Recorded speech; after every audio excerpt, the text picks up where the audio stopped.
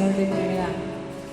Que aqui o Espírito Santo de Deus prevaleça sobre a tua casa, sobre os teus filhos.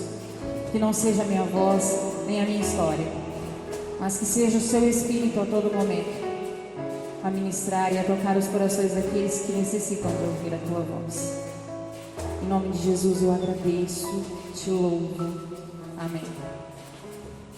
Eu vou pedir para vocês a base desse estudo que eu planejei. Eu já vim planejando ele quando fiz aquele folhetinho que a pastora pediu para que eu fizesse uma frase pequena, alguma coisa para a gente colocar no folhetinho de evangelização.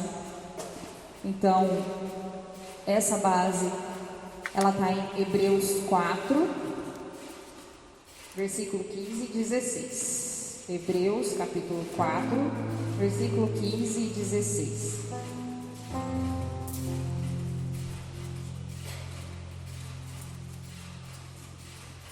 Hoje a gente distribuiu panfletinhos, que eu não sei se vocês tiveram oportunidade de ver, de reparar, mas lá estava escrito uma coisa assim, que talvez muitas pessoas, por causa da depressão, dos transtornos de personalidade, ou transtorno emocionalmente estável, qualquer um, talvez o primeiro pensamento que nós temos como humanos é achar que por causa desse mal, dessa doença, nós estamos distantes de Deus. É comum a gente ouvir às vezes falar, depressão é falta de fé, falta de Deus, e a pessoa leva isso para si e ela acha que não é mais digna de entrar diante do Senhor e clamar por cura, clamar por libertação, ou aprender de Deus com aquilo que ela está vivendo. Ela acaba se apagando. E é por isso que eu escrevi no panfleto a passagem de Hebreus 4, 15 e 16. Porque não temos um sumo sacerdote que não possa compadecer-se das nossas fraquezas, porém um que, como nós, em tudo foi tentado, mas sem pecado. Cheguemos, pois, com confiança ao trono da graça, para que possamos alcançar misericórdia e achar graça, a fim de sermos ajudados em tempo oportuno. Na nossa versão, que muitos têm, que está um pouquinho mais fácil, por isso que eu coloquei no panfleto, ela fala o seguinte: nosso sumo sacerdote, que é Jesus, nosso maior sacerdote, entende as nossas fraquezas, pois enfrentou as mesmas tentações que nós, mas nunca pecou. Assim, nos aproximemos com toda a confiança do trono da graça, onde receberemos misericórdia e encontraremos graça para nos ajudar quando for preciso. Jesus nos compreende inteiramente porque deixou o céu e veio à terra como ser humano. Ele, embora sendo Deus, não considerou que ser igual a Deus fosse algo a que devesse se apegar. Em vez disso, esvaziou a si mesmo, assumiu a posição de escravo e nasceu como ser humano. Jesus era plenamente Deus e, como nós, plenamente humano. Ele sofreu angústia, perseguição e dor, podendo assim compreender a nossa angústia, perseguição e nossa dor. Foi tentado de todas as formas e, portanto, compreende a nossa luta com a tentação. Ninguém melhor do que Jesus para compreender a dor de cada um que sofre de depressão. Porque ele não viveu e não experimentou apenas a dor de cada doença, de cada mal nessa terra para curar, como também enfrentou a dor da depressão, da ansiedade, do transtorno, tudo aquilo que nós, como humanos, iríamos ter que sofrer um dia. Ele sentiu, única e exclusivamente para nos conhecer e poder interceder por nós. A Bíblia fala que o único intercessor junto a Deus é Jesus. E Ele só intercede por nós porque Ele tem pleno conhecimento de tudo que a gente faz. Ele pode falar com propriedade. É a mesma coisa que quando uma pessoa vem falar comigo ou conversar comigo sobre depressão, sobre problemas psicológicos, eu tenho propriedade para falar com ela sobre aquilo, porque eu vivi. Porque eu tenho vivência, experiência, não a mesma dor não se compara. Mas eu consigo falar, eu consigo dissertar com uma pessoa sobre isso, por ter sentido na pele. Assim é Jesus junto a Deus, por nós. Ele sentiu, ele viveu, e por isso ele pode passar o nosso clamor ao Senhor. E eu acho uma coisa muito importante para falar, e eu reforço isso todas as vezes, sempre que eu estou comentando sobre o assunto, falei sobre isso na palestra na escola, que mais do que sobreviver ou viver por algo ou alguém, nós precisamos crer que vivemos por nós. Eu acho isso uma lição que todo mundo que está lutando contra a depressão precisa de primeiro colocar como ponto principal. Eu durante muitos e muitos anos eu arrumava motivos para sobreviver. Eu precisava sobreviver porque amava os meus pais, eu precisava sobreviver porque tinha uma filha para criar, eu precisava sobreviver porque tinha pessoas que pesavam em mim. Você não pode morrer, se você morrer eu vou sofrer. Então no meu coração eu sobrevivia para não fazer outras pessoas sofrerem. E eu que sou criatura, a imagem e semelhança de Deus, filha do Senhor, que valor eu dava para essa criatura de Deus? Eu não conseguia achar esse valor. Eu não conseguia encontrar esse momento de olhar para mim como criação perfeita do Pai e falar, eu mereço a vida. Eu falei no livro, eu costumo falar sempre, no livro está escrito, eu tomei a decisão de sobreviver. Eu não vou me suicidar. Em meio a tudo, em meio a todas as dores, em meio a todos os momentos difíceis, eu tomei uma decisão, eu não vou me suicidar, porque eu mereço a vida. Sou filha do dono do mundo. Sou criatura criada única e exclusivamente. Uma só, não tem outra como eu. Eu não posso morrer. Eu tenho que sobreviver. Eu tenho uma doença, um mal, algo que eu não tenho, não sei a origem, não sei o porquê, nem para quê. Mas a única coisa que eu tinha em mente é que eu ia sobreviver. E assim eu não me suicidei.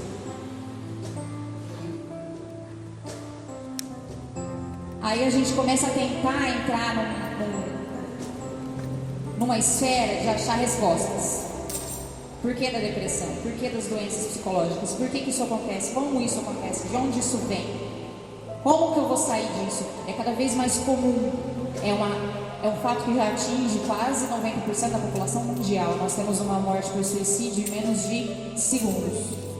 40 segundos. Agora, enquanto eu estou falando com vocês, cerca de umas 20 pessoas, 30 pessoas já se suicidaram no mundo.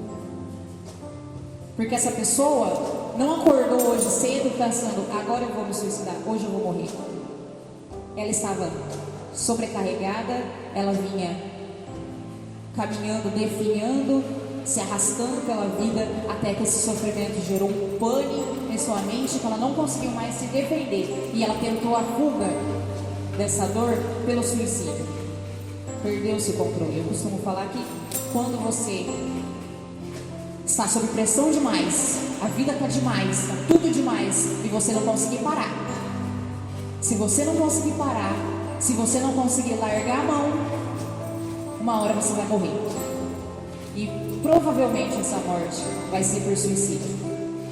Suicídio mata pessoas doentes, mata pessoas que estão sobrecarregadas mentalmente. E como é bom, como é maravilhoso saber que somos cristãos.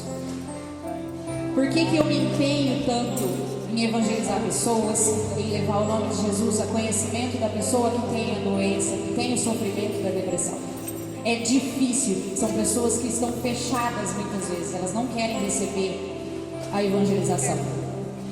Porque infelizmente muitas dessas pessoas já têm marcado com ela aquela coisa de que para você servir a Deus, você não pode ser deprimido.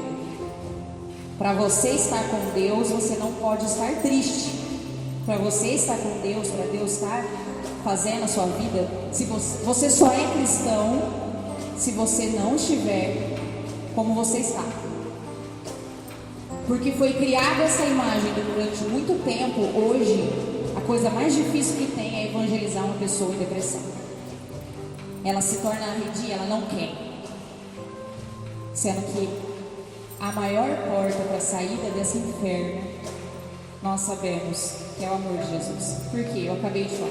Só Ele conhece a gente. Só Ele conhece essa dor como ninguém. Ele capacita pessoas como eu, Ele capacita pessoas como a Bianca, que é uma profissional da área da saúde mental, Ele capacita médicos, psiquiatras, para cada um agir na sua área, mas o médico dos médicos, o Senhor dos senhores, aquele que conhece todas as dores, é só Ele. E nós temos que chegar primeiro a Ele, sem rejeitar as outras capacitações dele, mas em mente que Ele é o principal foco. Aí nós vamos em João 10:10. Quem não conhece? A gente fala tanto de João 10:10, é tão gostoso ler essa palavra.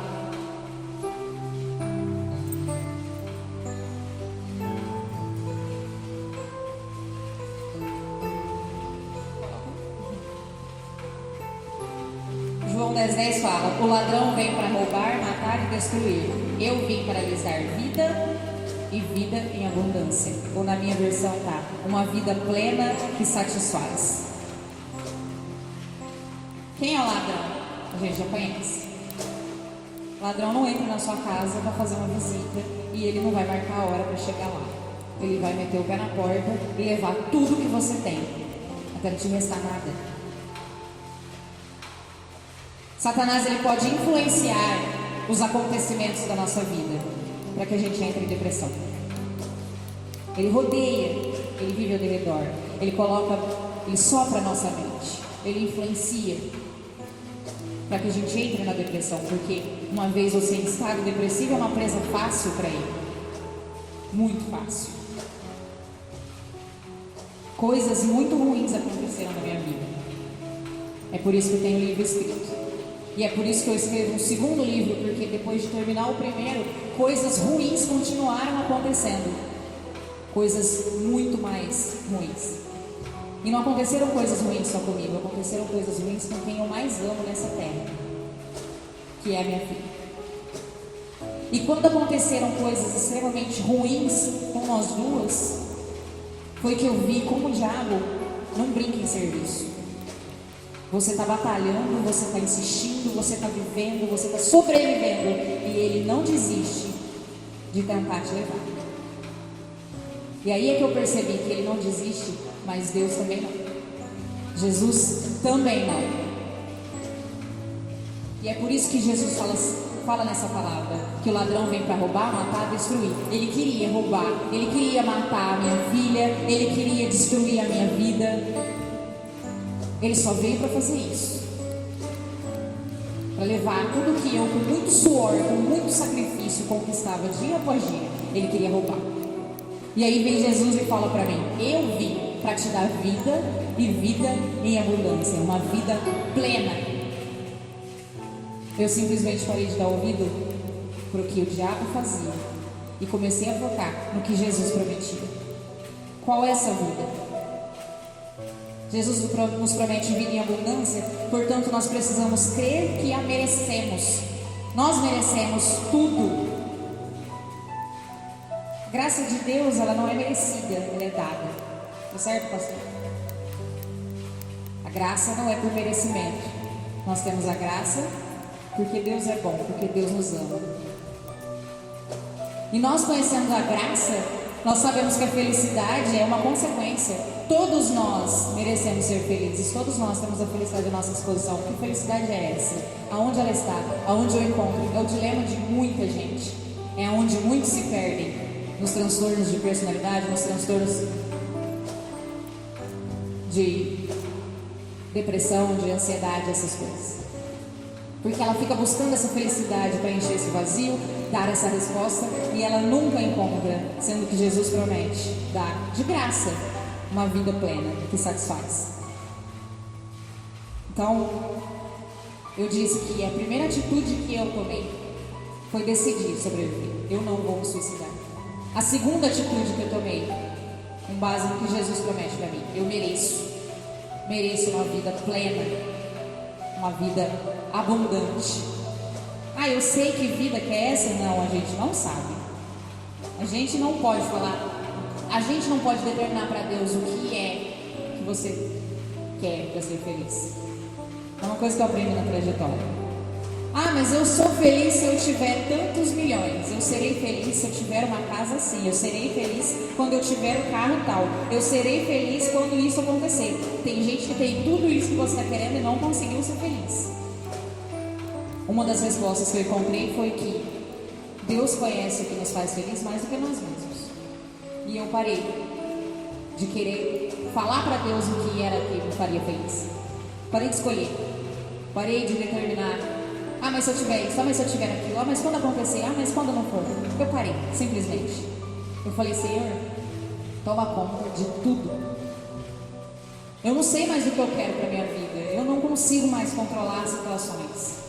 Eu estou tão afogada na depressão, ela me consumiu de uma forma, a tristeza me toma de uma maneira que eu não sei mais, nem eu sei o que eu quero para ser feliz. O que o Senhor me der vai me agradar. O Senhor conhece os meus sonhos mais íntimos, os meus desejos de criança. E se for a tua vontade para que isso chegue até a minha vida, eu sei que isso é que vai me fazer feliz. Muito importante é a gente não negligenciar a doença e buscar tratamento. É o que eu disse. Deus capacitou pessoas. Deus colocou aqui médicos, psicólogos, terapeutas, pessoas como eu que sofrem, que vivem. Eu vou falar daqui a pouco de alguns motivos pela gente passar por dor, talvez. Então, Ele capacita pessoas, Ele permite pessoas como eu de chegar a um certo lugar para falar agora para outros. Isso é não negligenciar a doença. Ninguém deixa de fazer um tratamento médico para dor de cabeça, ninguém deixa de tomar um remédio quando está com alguma infecção. Porque quando se trata de depressão não pode? Deve. Deus manda que você cuide do seu corpo. Ele tem poder para fazer tudo, para mudar tudo. Eu já falei anteriormente. Quando ele fala no Vale dos Ossos Secos, que ele pergunta para o profeta: você acha que esses ossos podem voltar a viver? Se fosse para mim a pergunta, conhecendo Deus que eu sirvo, eu ia falar: lógico. Senhor, pode, claro que pode. O profeta, nessa sabedoria, fala para Deus: só tu sabes. Isso é uma grande diferença, porque Deus faz aquilo que Ele quer e nós aceitamos o que Ele quer, porque Ele é Deus. Ele sabe o momento que nós precisamos, o momento que nós precisamos estar tomando medicação, fazendo tratamento, sendo acolhidos, e o momento que Ele vai fazer a gente gritar: eu venci. Há um tempo atrás eu costumava falar, principalmente para a Rosana e para a pastora: eu nunca vou falar que eu tinha a depressão ou tinha um transtorno até que isso seja verdade. Desculpa, mas eu não vou. E eu entendo que muitas vezes elas falaram para mim: profetiza isso na sua vida, você acredita, você está curada, você está liberta. E eu falava: ainda não, ainda está aqui. Ainda tem alguma coisa que Deus quer fazer, ainda tem alguma coisa que vai acontecer. Eu ainda estou passando por isso.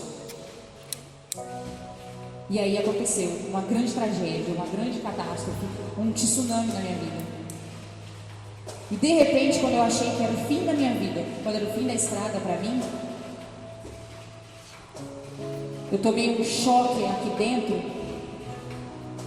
E quando eu tomei choque, Jesus me pegou nos braços e finalmente Ele devolveu vida aos ossos que estavam secos na minha vida. Depois do que aconteceu, eu achei que eu, humanamente, não teria mais forças, não seria mais nada. E aí que veio de repente de Deus, veio o mais surpreendente. Aí eu pude falar: eu estou curada. Olha o que eu fiz, olha como eu reagi, olha o que está acontecendo na minha vida, olha quem eu sou agora, olha os sentimentos, as sensações que está aqui dentro hoje, alguns meses depois, nem 2 meses depois. Então, hoje eu tenho certeza e eu sou convicta, e agora sim eu posso falar: eu tinha um transtorno de personalidade, Deus restaurou. Eu tinha personalidade dissociativa. Deus mudou. Sabe o que é personalidade dissociativa? É dupla personalidade. Eu tinha 3. A pastora já viu. Hoje eu posso falar, eu não as ouço mais. Glória a Deus. Eu não as vejo mais. Eu sofri tanto, eu tive um baque tão grande. E de repente, as 3 pessoas que eram distribuídas dentro de mim se juntaram numa só e criou uma força, uma mulher, uma pessoa que eu não sabia que tinha. Era Deus que estava planejando e preparando. Era Deus que estava fazendo essa pessoa. E eu achava que ela estava quebrada, que ela tinha pedaços, fragmentos dentro de mim. No momento oportuno, no momento certo, como a palavra fala, lá na onde a gente leu, em Hebreus. No momento oportuno, Ele nos ajuda. Ele faz quando Ele determina.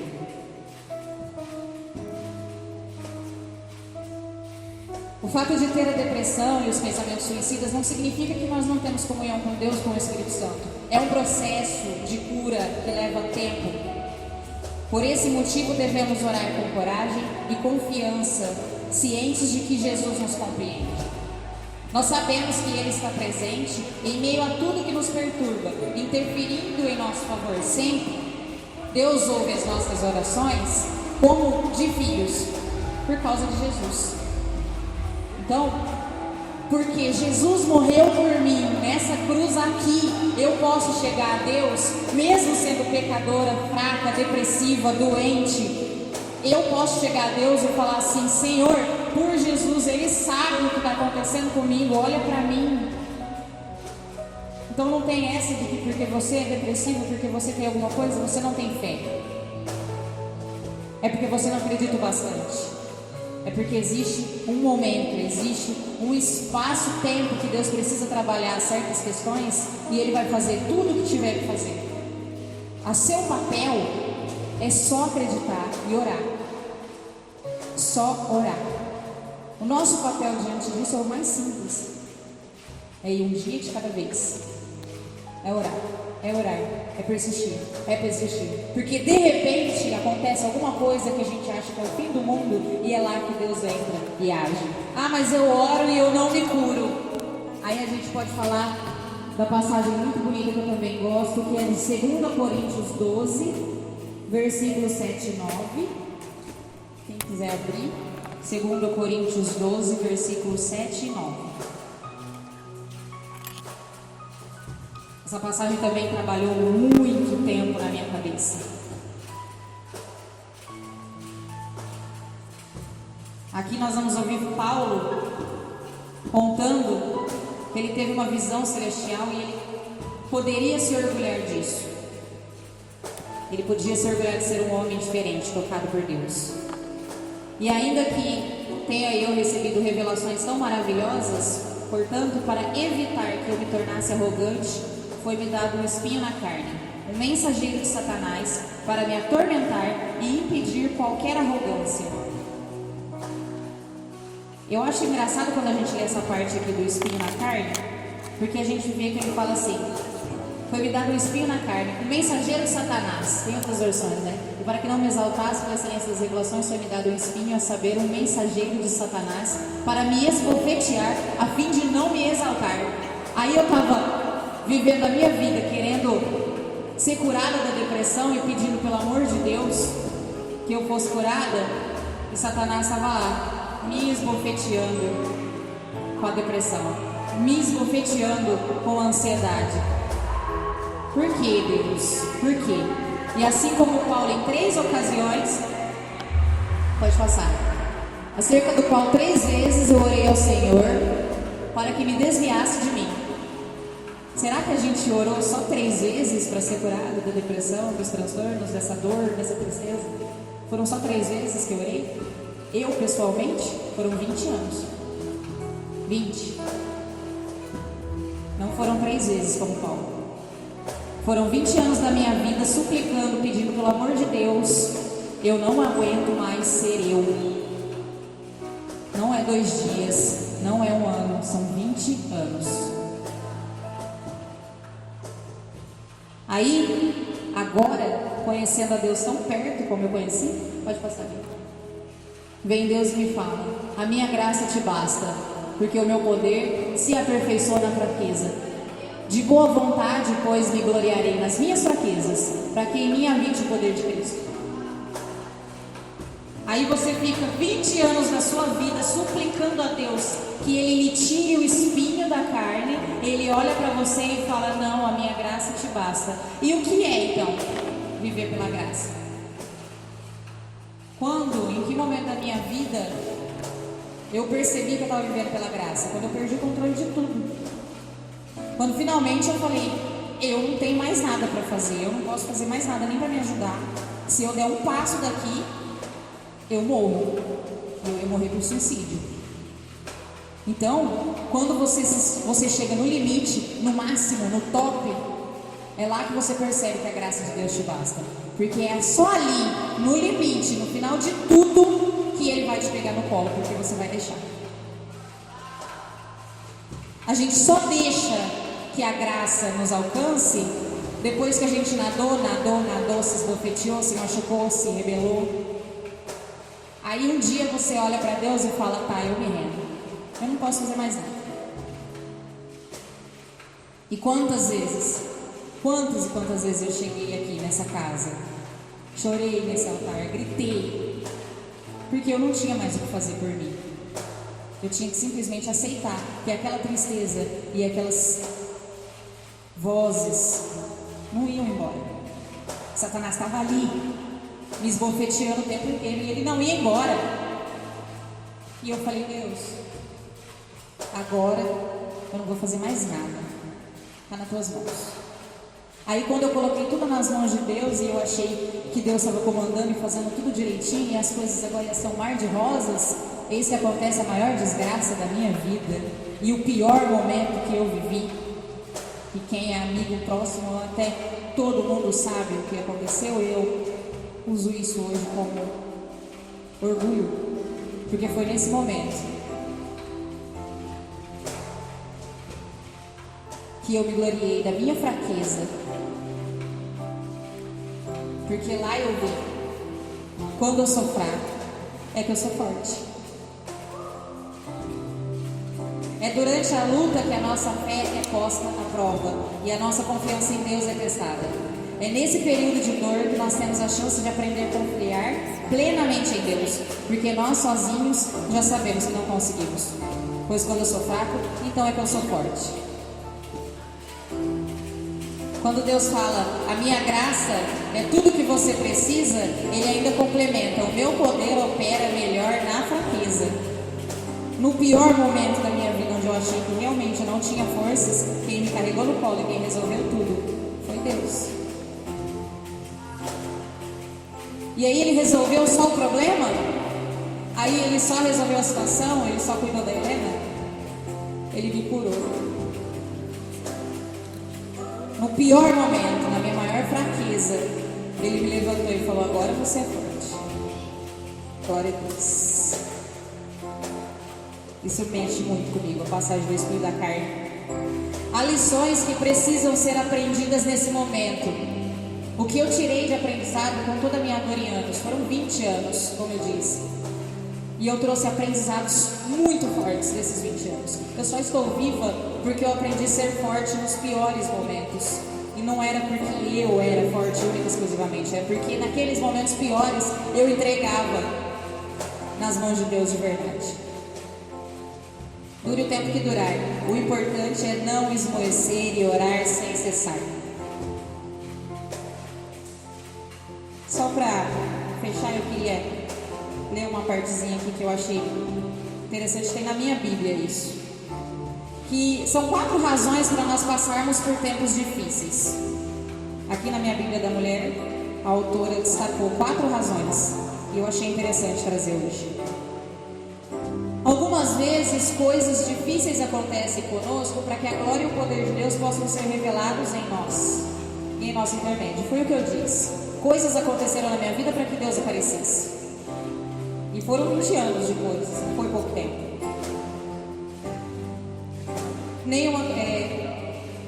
Aqui tem uma passagem que quando Jesus passou por um homem que nascera cego, os seus discípulos lhe perguntaram se a cegueira era consequência do pecado daquele homem ou de seus pais. Porque muitas vezes a gente acha que a pessoa é depressiva ou a pessoa tem problema mental, psicológico e tudo mais porque ela peca. É consequência. Ah, porque os seus pais tiveram, né? Os meus pais foram separados, a minha vida foi isso, aquilo, tudo. Então é culpa de alguém isso aqui. Não, Jesus respondeu nem uma coisa nem outra. Isso aconteceu para que o poder de Deus se manifestasse nele. Só por isso. Deus causa todo o sofrimento, Deus permite tudo isso para que a gente possa ter o poder dele manifestado em nós. E que honra! Nós podemos não entender a razão de certos acontecimentos, talvez nós nunca vamos entender, porque nós temos de enfrentá-los até o momento de viver com o Senhor. Mas quando nos voltamos para Deus, a sua glória será vista neles e em você. Ou seja, ao me voltar para Deus, com tudo isso que Ele permitiu passar, é que a glória apareceu. Então, uma das razões é que às vezes, que eu acredito que tenha sido isso a minha vida, é só para a glória dele aparecer. Porque agora, daqui para frente, quem é a Adriana? A única coisa que eu tenho de propósito na vida agora é honrar o nome de Deus. É contar a minha história para os 4 cantos do mundo, é falar para as pessoas o que Jesus fez por mim e levar o evangelho de conversão. Então eu só passei 20 anos de dor e sofrimento porque eu ainda tenho 60, 70, 80, 90 para falar da glória de Deus. Aleluia! Em nome de Jesus. O segundo motivo é que algumas vezes Deus usa tempos difíceis para nos purificar. A Bíblia diz, portanto, uma vez que Cristo sofreu fisicamente, amem-se com a mesma atitude que Ele teve e estejam prontos para também sofrer. Porque se vocês sofreram fisicamente por Cristo, deixaram o pecado para trás. Isso significa que nosso sofrimento em dias difíceis queimará o pecado e o egoísmo da nossa vida. Deus permite o sofrimento para aprendermos a viver para o Senhor e não para nós mesmos, para buscarmos a vontade dEle e não a nossa. Não é agradável enquanto ocorre, mas o desejo de Deus é que participemos de sua santidade. Então, às vezes, muitas pessoas estão sofrendo porque precisam, de fato, se purificar. Rever a sua vida, rever as suas questões, viver esse sofrimento que ela está passando é a permissão de Deus para que ela seja purificada e liberta de seus próprios pecados. O terceiro motivo é que algumas vezes a nossa penúria é causada pela disciplina de Deus. Quem tem pai e mãe que já sofreu alguma disciplina sabe que disciplina não é agradável no momento que é aplicada. Mais tarde, porém, ela produz uma colheita justa de paz, para que assim nós sejamos corrigidos. O fruto que a disciplina e a poda piedosas produzem em nós vale o sofrimento que temos de enfrentar para obtê-lo. É preciso cuidado para não resistir a elas nem odiá-las. Meu filho, não despreze a disciplina do Senhor. Não desanime quando Ele o corrigir, pois o Senhor disciplina quem Ele ama e Ele castiga todo aquele que aceita como filho. Às vezes o sofrimento que a gente está passando é pura rebeldia nossa, porque não aceitamos a disciplina do Senhor. É fácil colocar isso na nossa vida no relacionamento que nós temos com os nossos pais, principalmente os jovens. Às vezes você só está sofrendo dentro de casa, só está tendo briga e tudo mais, porque você está sendo rebelde contra o que seu pai e sua mãe estão tentando te corrigir. Porque Ele conhece o que é bom para você. Assim como nosso Pai Celestial conhece o que é bom para nós. E aí na nossa correção, a gente é rebelde, não quer aceitar a correção e acaba sofrendo. E sofre muito, porque eu também passei por isso. O quarto motivo é que algumas vezes somos apanhadas, infelizmente, em meio à obra do inimigo. O ladrão veio para roubar, matar e destruir. O inimigo, ele se compraz em fazer você se sentir infeliz e tentar destruir a sua vida. Não raro, a razão para a angústia, o sofrimento, a tristeza, o pesar ou a dor que você sente tem origem inteiramente nele, no inimigo. E não é sua culpa nem de nenhuma outra pessoa. Ela está dormindo, eu acho. Mas eu vou falar. Um dia a Helena perguntou para mim: mamãe, por que Deus deixou coisas ruins acontecerem comigo que sou criança? Foi o pior momento que eu tive que falar com ela. Mas a resposta que o Espírito Santo me deu é que às vezes nós somos simplesmente vítimas de Satanás. Há situações, há sofrimentos que de fato não são responsabilidade nossa. Não escolhemos aquilo. Satanás não brinca em serviço. Ele está aqui para matar.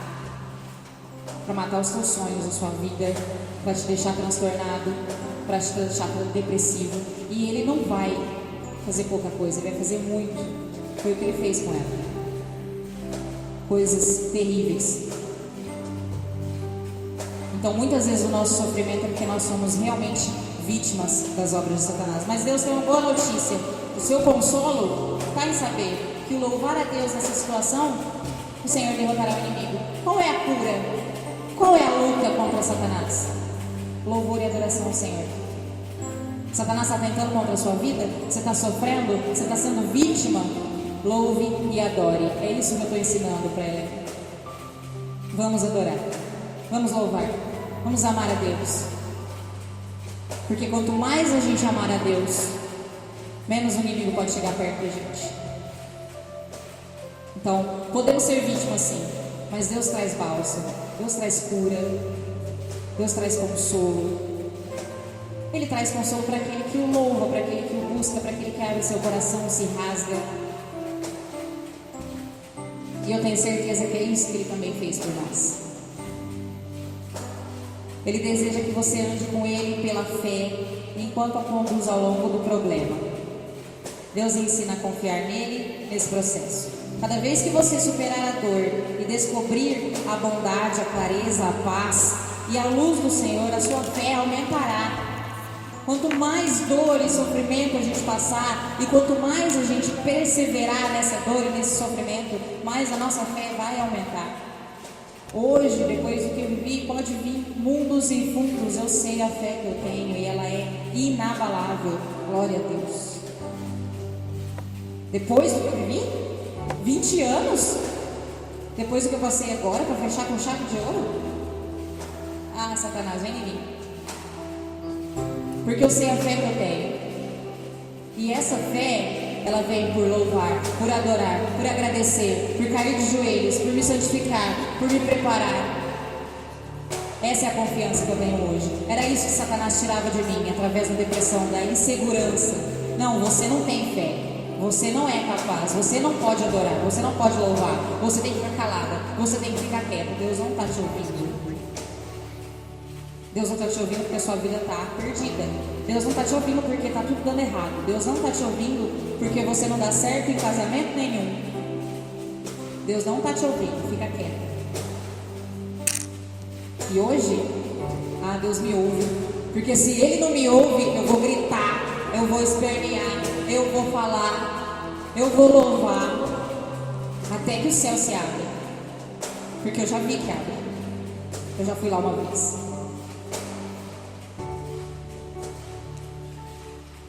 Deus a encontra em meio ao seu sofrimento.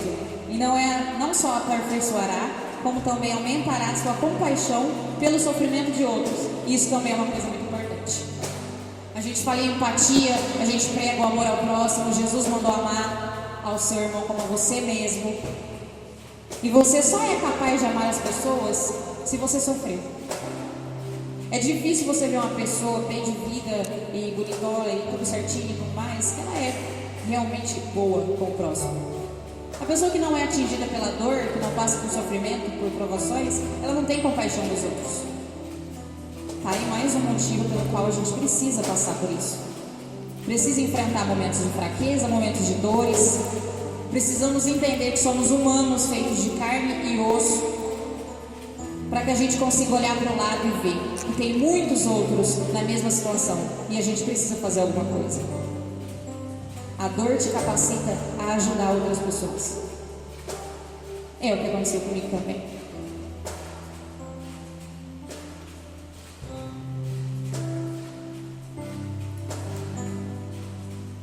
Passa Passados essa parte dos motivos, para fechar, eu quero dizer: há um propósito de Deus por trás de cada vida e cada experiência. A depressão, a ansiedade, os transtornos, eles não são iguais em todas as pessoas. Cada um tem a sua dor, cada um tem a sua escola. Não fuja dela, decida: eu não vou me suicidar, eu não vou morrer. Disso aqui não. Alguma coisa eu tenho para aprender, alguma coisa Deus quer fazer na minha vida. Eu dei aí 4 motivos. Nós não podemos nem saber quais são os motivos. Hoje, pela graça, eu consigo analisar e ver alguns dos quais eu precisei passar. Mas tem gente que passa por todos e nem sabe por quê. Mas está lá perseverando, está levando a sua vida. Então, decida ficar vivo. Porque se você se deixar sufocar por todos os problemas da vida, se você deixar a vida passar por cima de você que nem uma onda, uma tsunami, e você achar que você pode dar conta de tudo, resolver tudo, fazer tudo para ontem, tudo sou eu, tudo eu tenho que fazer. Se você se deixar entrar nesse buraco negro, você vai morrer. E a morte provável é por suicídio. É isso que nós estamos vendo no mundo. Porém, se você aprender a perseverar em Deus, na oração, se você aprender a viver literalmente pela graça, você vai perceber que na dor ou na felicidade, nos momentos bons ou nos momentos ruins, você sente a presença de Deus da mesma forma, igual. E você já não se sente mais fraco.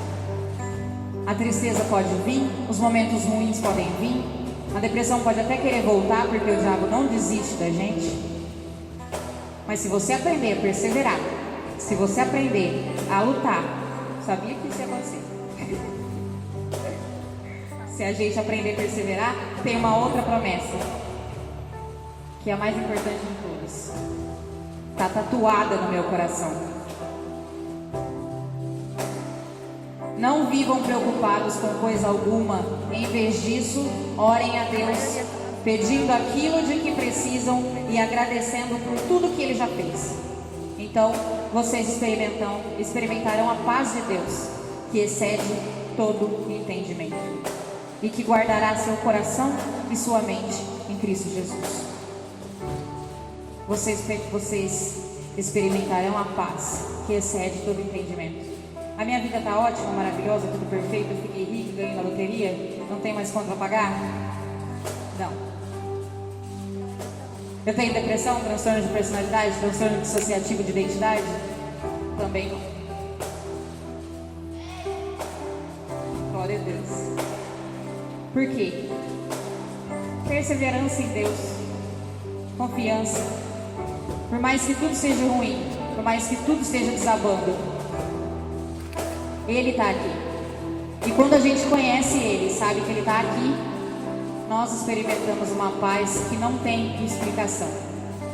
Hoje, em meio a tudo que eu estou vivendo, hoje sim, pastora, eu posso falar. Agora sim, eu tinha